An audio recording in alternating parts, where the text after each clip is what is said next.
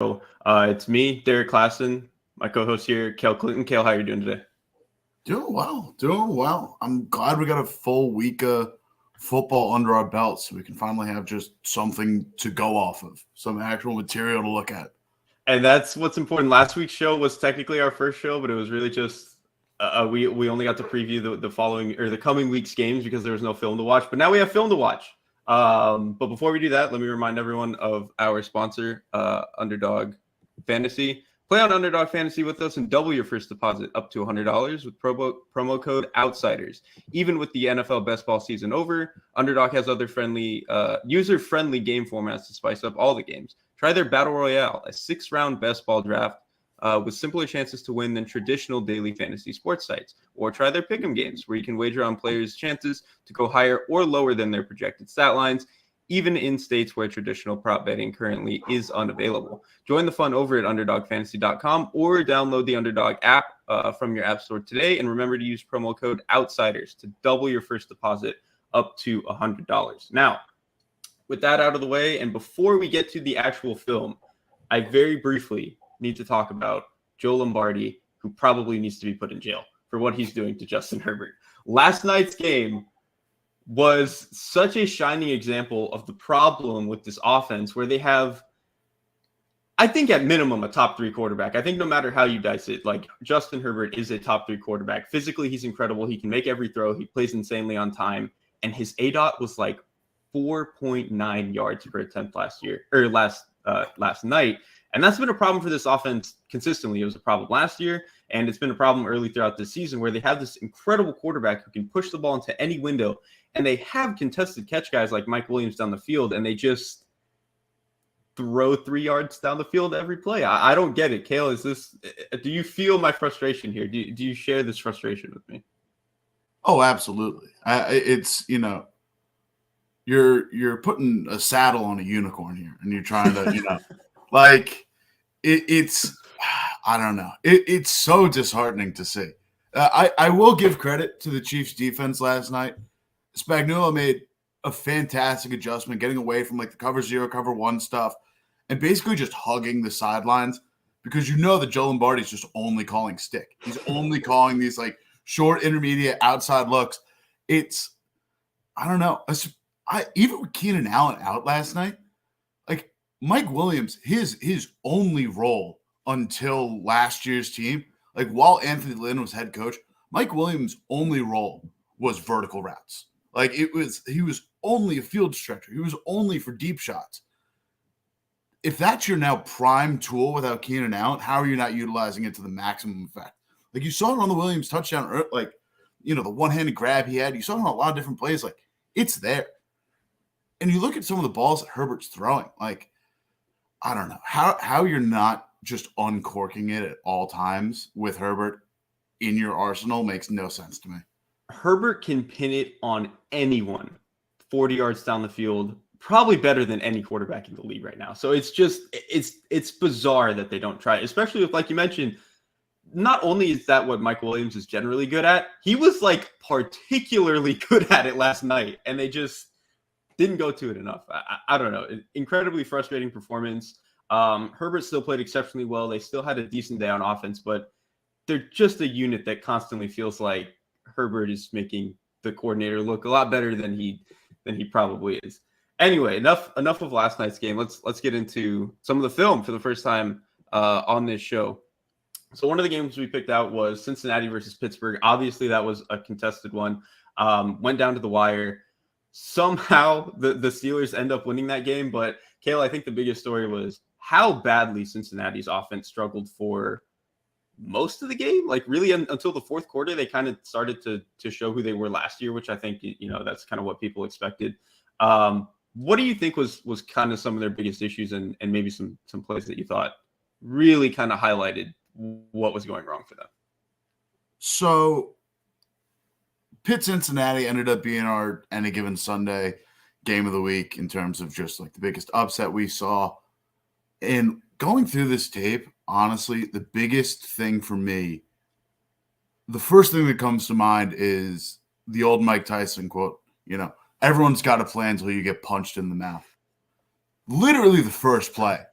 Cam Hayward lights up Joe Burrow.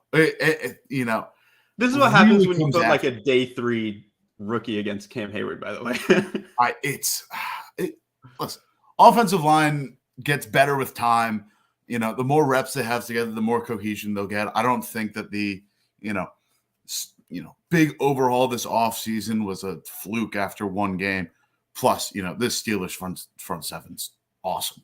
But, I think just what Pittsburgh threw at him really screwed up just Burrow's processing, Burrow's vision. A lot of, any plan that Cincinnati had going into the game kind of goes out the window when you're immediately under pressure. Not quite Darnold seeing ghosts, but it's up there. So immediately after the Hayward sack, you look at the second play. This is the Minkah pick six. Now, it doesn't look, Pittsburgh wasn't really doing anything exotic in these games. It's a general four-man front, like doing a lot of 4-2. TJ Watt nearly gets there. Burrow throws this ball quickly just to get out of pressure and doesn't even look at Minkah Fitzpatrick lurking over the top. I think this is going to Boyd, but he reads this perfectly. Just, breaks it off, gets right in front of him, and there's no one there for the house call. Like, you now watch it from the end zone cam, and you can really you feel the pressure. Watt's getting there's a couple bodies in front of him. Like Burrow's just really trying to get that out as quickly as possible. I think just what Pittsburgh threw at Cincinnati with a new offensive line, with 4 new starters out of 5, a big lack of continuity for this group. They threw him a challenge really, really early. And I really think the pressure was everything. And it was a lot of interior pressure, especially early. And I think Burrow is always going to be better against outside pressure to me because he can always then slide wherever the hell he wants in the pocket and get out of it. When you have interior pressure, that's going to kind of rattle most quarterbacks more than outside pressure. And I think, like you said, when you get punched in the face on the first play and then the second play they get pressure on you, even with Pittsburgh kind of running something as simple as cover 2, it kind of rattled Burrow and he left the corner out inside, which it wasn't open to begin with. Minkah, I think, had that no matter where Burrow put that, but he puts it inside and it's just free money for Minkah. Like I said earlier, they looked kind of rattled for most of the game, and I think pressure was a lot of it. But I do think Burrow himself also kind of had some plays that were not up to his standard. And I don't mean this to hate on Joe Burrow. I think he's going to be better than this in most weeks. And if we remember, he had some games like this early last year. The Bears game, Jesus Christ, he threw a couple of really bad interceptions in that game. And so I think we kind of had some of that in this one. I want to pull up a different interception he threw. I want to say this was the third one he threw on the day. Because I think the second one was a weird thing at the line to TJ Watt, but the one he caught with his full body. Basically. Yeah, he caught it with his entire body. I was okay, man, this is, I guess, why you win Defensive Player of the Year. Was a lot of just pre-snap stuff.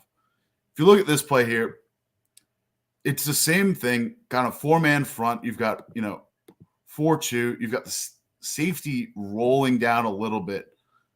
By the time the ball snapped, it's a 5-man rush. And they send the 2 inside line or the off-ball linebackers on a delayed blitz. So all of a sudden you've got what looked like a normal front down to a 7-man blitz. Completely overwhelming this team, keeping the pressure on Burrow, foot on the throat, just giving them all they can handle, ends up getting sacked.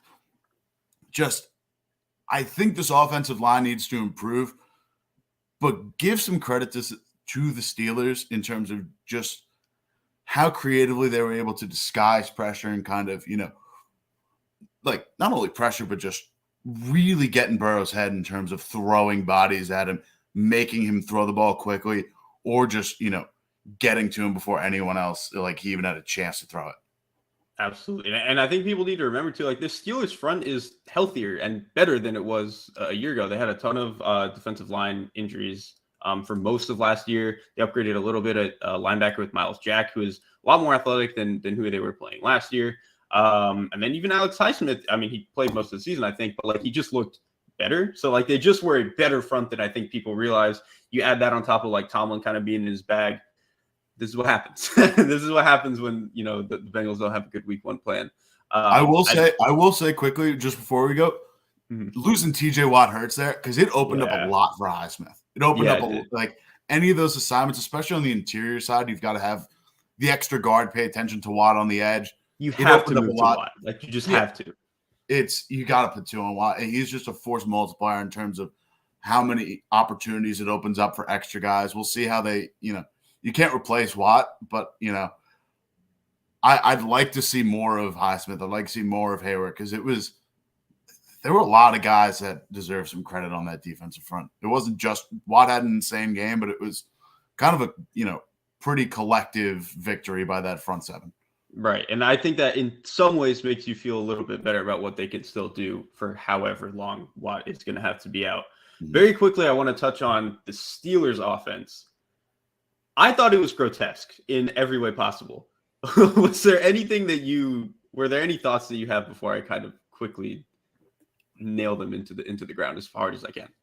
It's Mitch Trubisky. Like it's like I don't know what to tell you. They didn't have a great offensive line. You're assuming Najee Harris is basically going to do 3 yards in a cloud of dust. Like the guy's also coming off a Lisfranc sprain. Like why are you giving him that many reps? I've got, you know, questions with their personnel choice.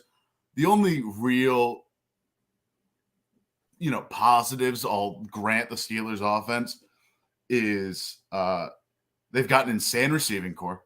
It's very evident that, you know, maybe Pickett's the guy. Maybe he gets some time this season. But when they have a quarterback, that'll be awesome. And second note, Pat Freiermuth is nuts. Pat Freiermuth, I love him, man. he's so cool. He's just a really awesome tight end.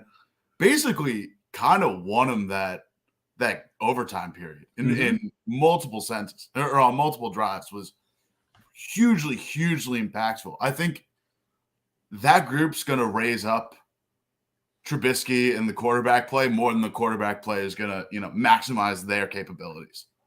Oh, absolutely. I mean, Freiermuth, like, there's really only ever like 5 elite, you know, not even 5 really, like 3 or 4 elite tight ends in the league. But as far as that like second tier goes, he's probably already in there, even though he's a second year guy. Like he really already feels like he's kind of in that tier.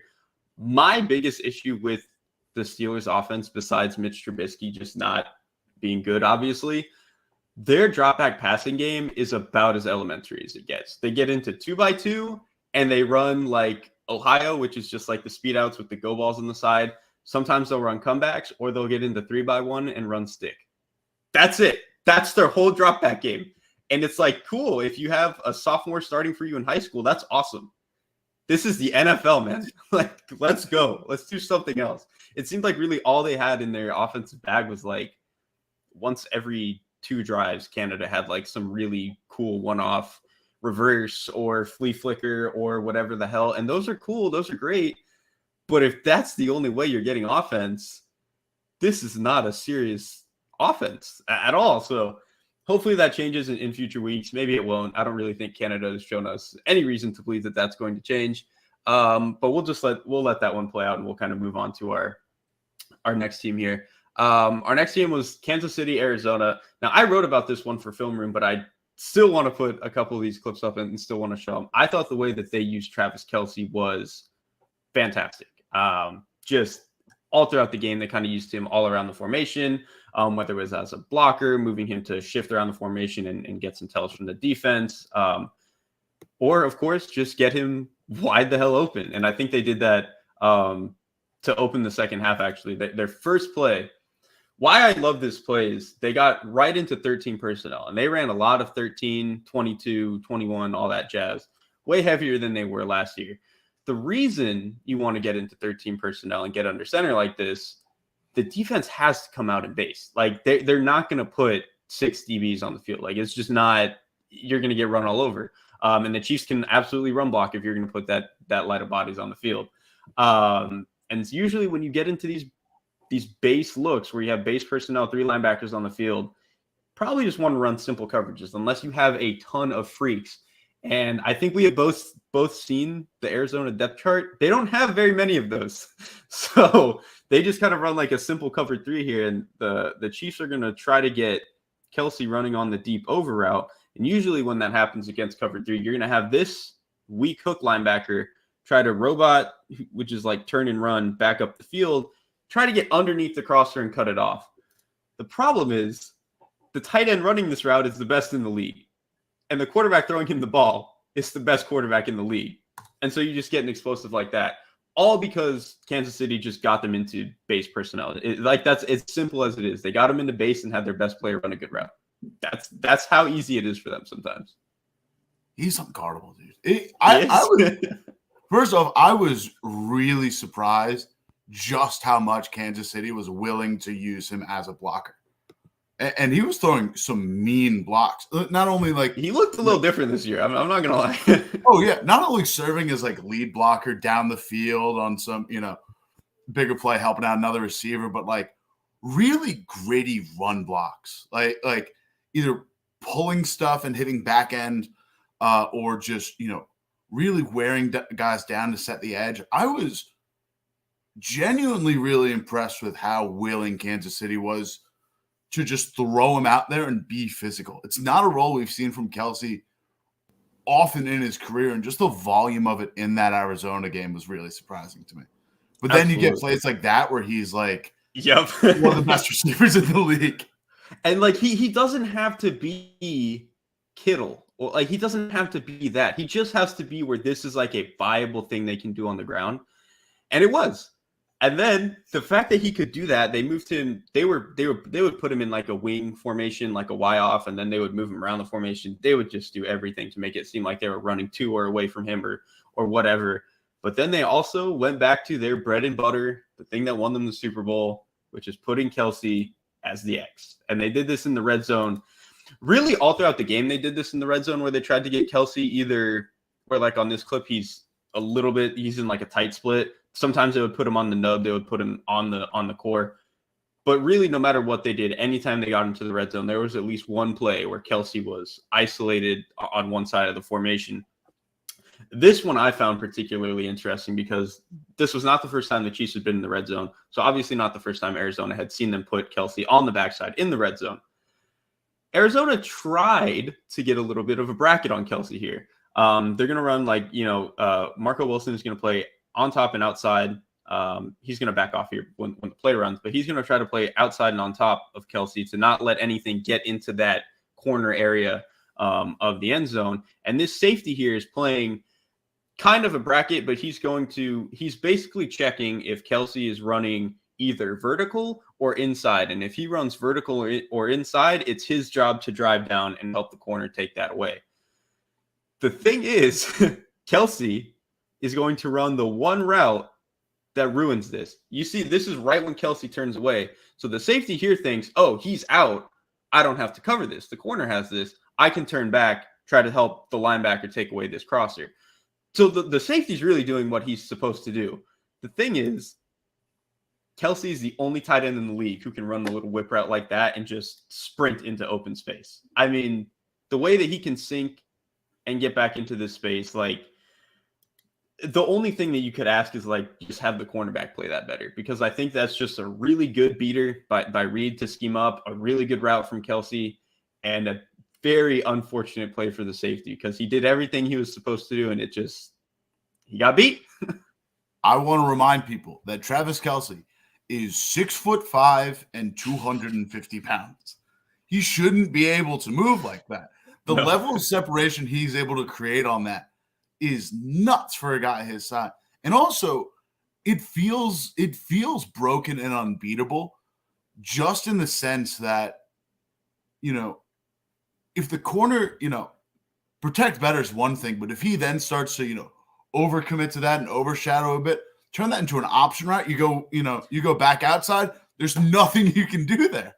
Exactly. Like, he is the only other tight end that I think has that kind of movement skills is Pitts. And that's it. That is the list. It is Travis Kelsey and Kyle Pitts. And Pitts is basically like, wide receiver plus at this point. Like, yeah, exactly. And Pitts doesn't have the benefit of Patrick freaking Mahomes being able to put the ball on him in perfect scenarios all the time. So those are just the quick things I wanted to hit on for the Kansas City game. I thought they just absolutely diced up Arizona. And, to quickly hit on it, credit to the Chargers for not letting Patrick Mahomes do that for a lot of last game. I know the Chiefs won, but I thought the Chargers did a good game plan. Helps when you have a guy like Derwin James who can actually play up on Kelsey instead of whatever the Cardinals were trying to do with Isaiah Simmons for a lot of this game. So we can move on from that one. I also wanted to, I don't know if you got to catch any of the 49ers Bears game, Cale. Was there anything that you kind of got away from that game before I preach the gospel of Talanoa Hufanga? I'm excited to hear your sermon, but the my takeaway was more on the other side of the other side of the film that we're going to be talking about, the Chicago Bears. I'm genuinely impressed with, given the conditions of the game and given what the Chicago Bears have allotted to Justin Fields. Look great. It looks really solid. He did, man.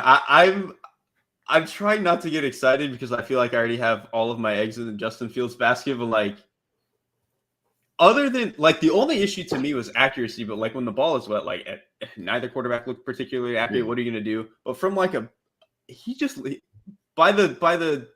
after the first quarter, he really settled in and looked like he knew what he was doing.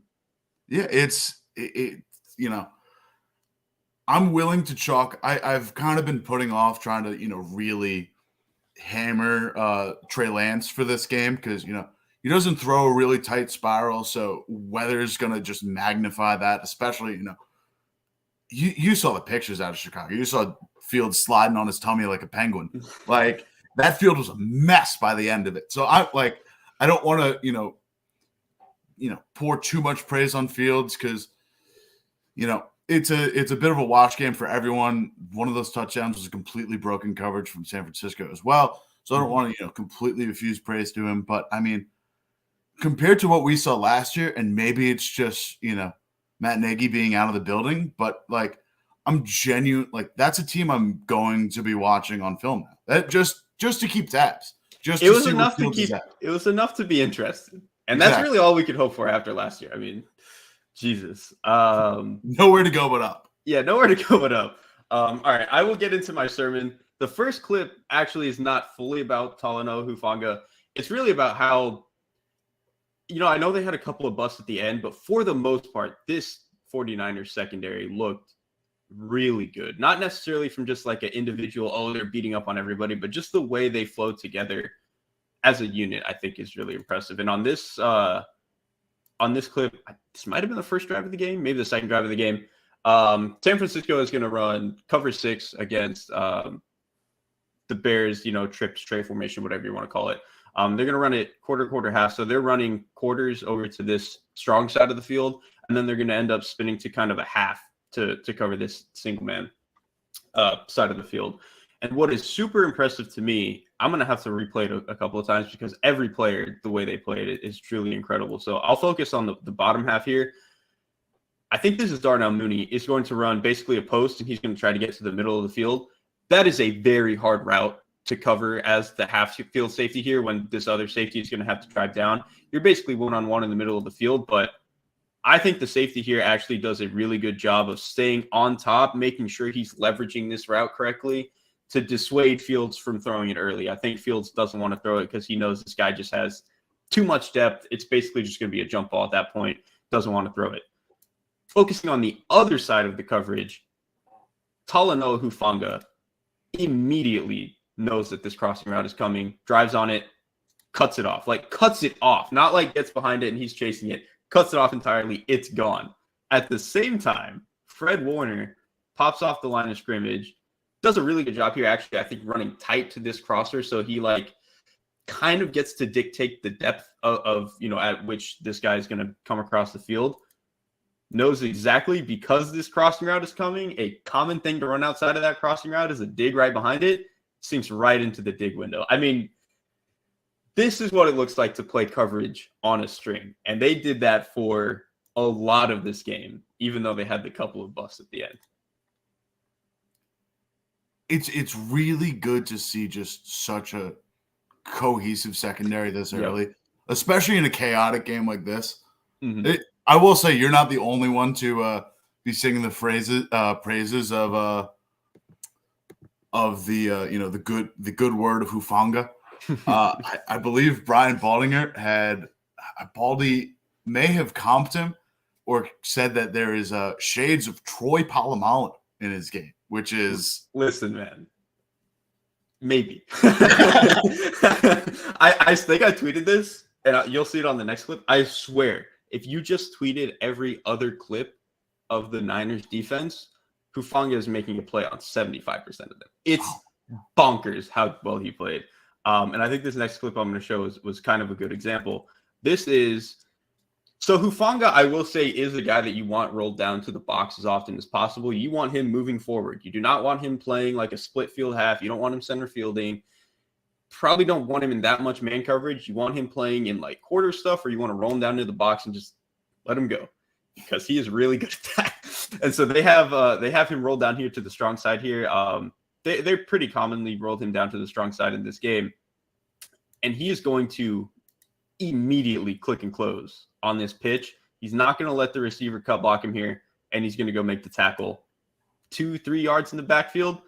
I mean, the way that he understands and feels that this block is coming and doesn't widen himself out with the pitch, because, I think your reaction is when you see a pitch from this position, well, shoot, if the ball's going outside, I got to go outside. But he does not panic. He knows he has to get inside the block, still gets to the ball carrier. I mean, that kind of click and close ability, the athleticism, he did that every other play, I swear. And I could sit here and post 10 clips. I won't, because we don't have that much time, but I swear that I could. The ability to not only just have the frame to take that block and shrug it off, plus just shooting out of a cannon, that is rare athleticism. And just being able to, see both sides of it, the mental recognition of this entire secondary working cohesively. I think the marriage of these two clips shows just how dangerous not only he is, but just this whole 49ers defense. And I really should have grabbed this clip because it would have been nice. There was another clip that Hufanga had where they had him rolled down like this, but because of the way that the Bears kind of like shifted their formation, it changed the passing strength. And Hufanga had to bump from like kind of being in the apex there where he was like kind of in between the receiver and the formation. They had to bump him over into the A gap as a linebacker. And he made the play in the gap. I was like, what are you doing? You're a safety, but you're just playing perfectly like a linebacker. And I am the number one, like, stop putting safeties at linebacker guy. But that is a linebacker who can play safety. That dude is a little bit different than everybody else. So, I mean, yeah, I had to go on there and praise the gospel of one of my new favorite players, Talanoa. One at a time, I think I'm going to get everybody. Moving on to a less inspiring performance in a lot of ways. The New England Patriots offense. Now, this is a game I did not actually get to catch much of, so I'm going to let you take the reins here. What did you see from New England's offense and really how the Miami defense kind of handled them and shut them down? Derrik, it's what I didn't see that has been the issue here. I want people to know New England ran two play action plays in this game. What's great for me is my job's pretty easy this week because with all the nebulous roles in this New England's coaching staff, I get to blame Matt Patricia for everything bad that happened because not only is he the play caller, he's the offensive line guy. And those are the two biggest problems I had with this New England Patriots team. First off, I want to show you Mac Jones' throw chart quick. I don't mean to zoom like that. But if you're noticing some gaps here, there's just nothing to the middle of the field. Everything is just a lot of stuff within 5 yards, a lot of stuff outside the hashes, really missing a lot of crucial over the middle stuff. And when you look at what Miami's running, first off, let's get to the strip sack first. I'm kind of getting all over the place because there's a lot New England didn't do well in this game. So I'm kind of getting all over the place here. But let's first start with the offensive line. Because I was pretty mortified by the amount of just missed assignments in this game.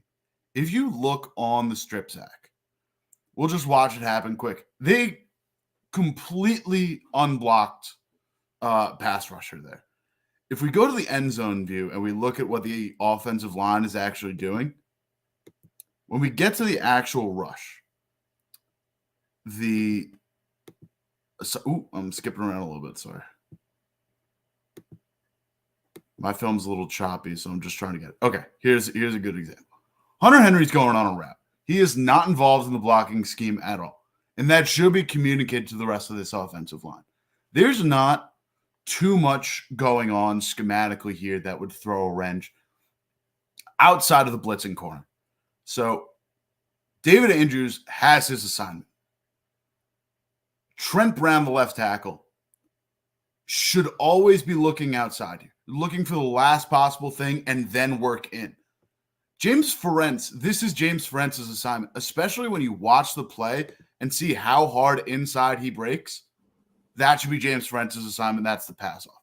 Even with the twist at the end between the D tackle and the defensive end, should be relatively contained. When you actually look at, what's going on downfield, there's enough to get this off in time.